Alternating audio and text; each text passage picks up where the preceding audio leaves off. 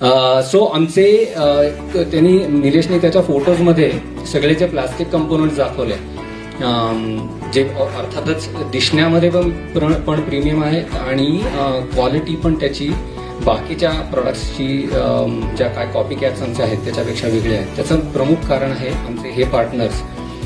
टँकेल take म्हणून company, Sachin Dandekar आणि जितेंद्र केळकर हे त्याचे पार्टनर्स आहेत. त्या दोघांना मी विनंती करतो की त्यांनी स्टेजवर यावं.